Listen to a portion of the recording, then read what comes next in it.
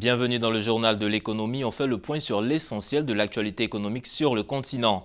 Et on démarre en Côte d'Ivoire. L'opération Agir pour les jeunes est un programme d'accompagnement des jeunes qui devra à terme insérer 131 000 jeunes dans les activités génératrices de revenus, dans les micro-entreprises et dans les projets structurants.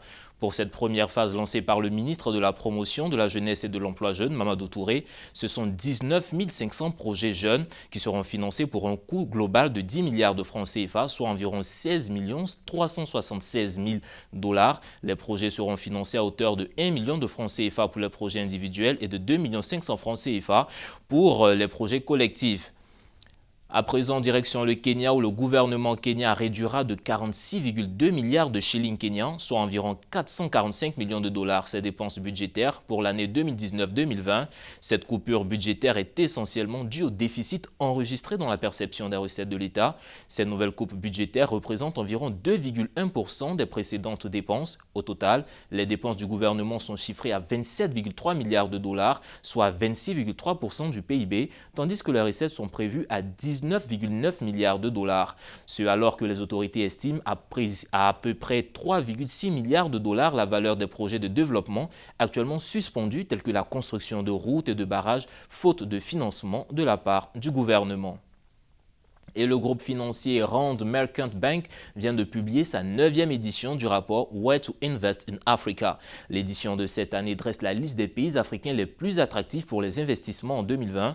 Comme lors des 3 précédentes éditions, l'Égypte reste le pays africain le plus attractif pour les investissements en raison de son marché démographique important, de l'amélioration de l'environnement des affaires et de la politique d'industrialisation mise en place par le gouvernement. La 2e place du classement est quant à elle désormais occupée par le Maroc, le pays dont la croissance moyenne est prévue atteindre 4% au cours des prochaines années. Le Kenya, le Rwanda et le Ghana occupent respectivement les 4e, 5e et 6e places, tandis que la Côte d'Ivoire occupe la 7e place au rang des pays africains les plus attractifs, une performance due à son économie de plus en plus diversifiée, marquée par une croissance élevée de grands projets infrastructurels. Les 3 dernières places du podium sont occupées par le Nigeria, 8e, l'Éthiopie, 9e et la Tunisie, 10e, qui fait son entrée dans le top 10.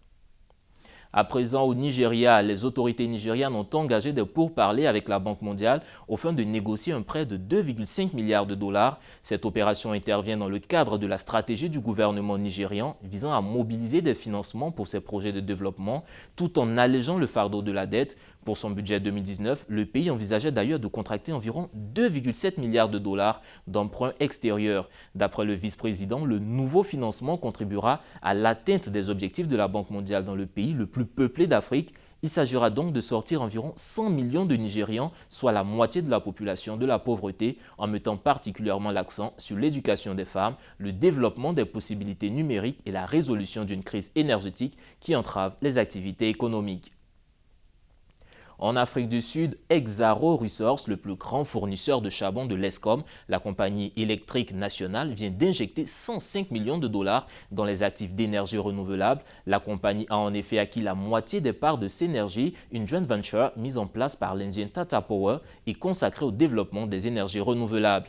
Exxaro devient ainsi le propriétaire de 2 centrales éoliennes fournissant de l'électricité à l'Escom. Cet investissement est l'une des réponses de la compagnie à la récente loi sur la taxe carbone qui fait considérablement grimper ses obligations fiscales. La compagnie qui anticipe une hausse de la demande de l'Escom et donc l'admission de plus de carbone dans la production de son charbon espère à travers cette restructuration de son business infléchir la courbe de croissance de sa taxe carbone. Et on termine avec le mastodonte des services technologiques Google. Google qui vient de signer des accords pour la construction de centrales solaires et éoliennes d'une capacité totale de 1600 MW. Elles permettront à Google de faire passer son portefeuille de centrales d'énergie renouvelable à 5500 MW, ce qui représente une augmentation de plus de 40%. Ces nouveaux contrats permettent également à l'organisation de devenir le plus grand acheteur privé d'électricité d'origine renouvelable au monde. Cette énergie sert principalement au refroidissement des data centers qui sont très énergivores. Et voilà, c'est ici qu'on met fin à cette page de l'économie. Agréable suite de programme sur nos antennes.